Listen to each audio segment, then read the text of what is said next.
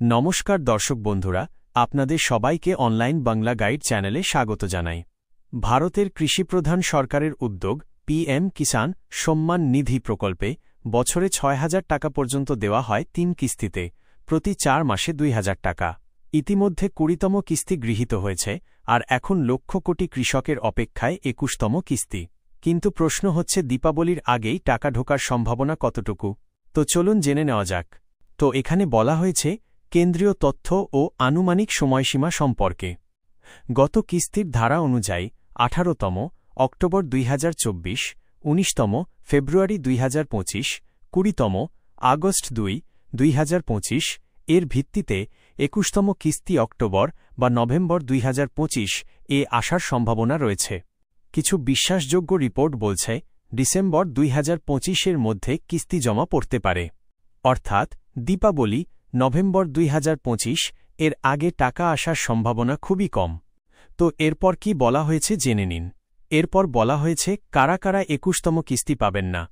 যারা নিচের শর্তগুলো পূরণ করেননি তারা এই কিস্তি পাচ্ছেন না। ১. ইকেওয়াইসি সম্পন্ন না করা, ওটিপি বা সিএসসিতে বায়োমেট্রিক ফেস স্ক্যান। ২.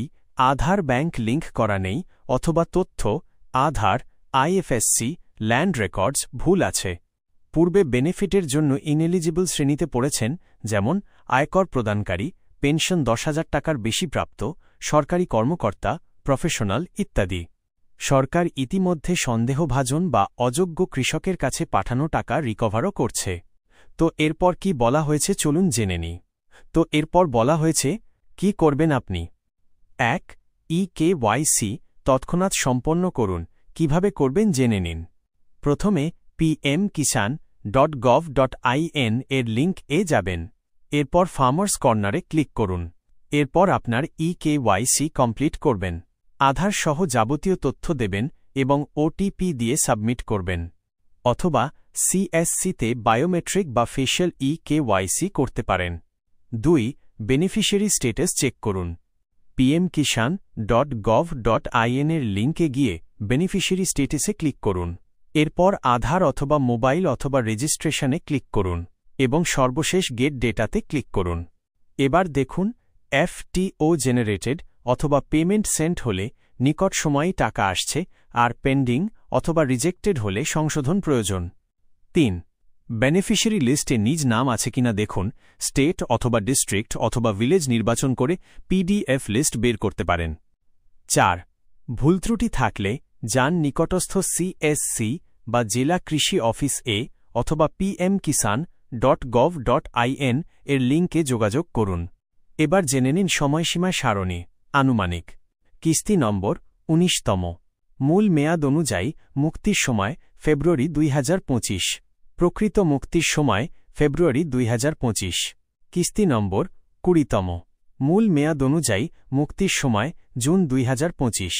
প্রকৃত মুক্তির সময় ২রা অগাস্ট ২০২৫। কিস্তি নম্বর ২১তম। মূল মেয়াদ অনুযায়ী মুক্তির সময় অক্টোবর থেকে নভেম্বর ২০২৫। প্রকৃত মুক্তির সময় নভেম্বর থেকে ডিসেম্বর ২০২৫ সম্ভাব্য, অর্থাৎ দীপাবলির আগেই কিস্তি আসার সম্ভাবনা অত্যন্ত কম।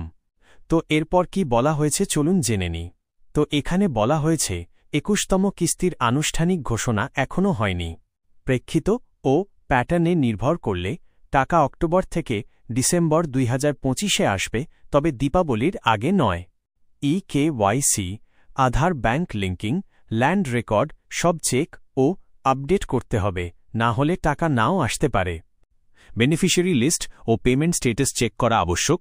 প্রয়োজনে সিএসসি বা কৃষি অফিসে যোগাযোগ করতে হবে। তো বন্ধুরা, আজ এই পর্যন্তই। ভিডিও ভালো লাগলে লাইক করুন, শেয়ার করুন, আর এমন সব গুরুত্বপূর্ণ আপডেট পেতে সাবস্ক্রাইব করুন অনলাইন বাংলা গাইড চ্যানেলকে, যাতে পরবর্তী আপডেট আপনি সবার আগে পান। তো বন্ধুরা, আবার দেখা হবে নতুন আপডেটে। ধন্যবাদ।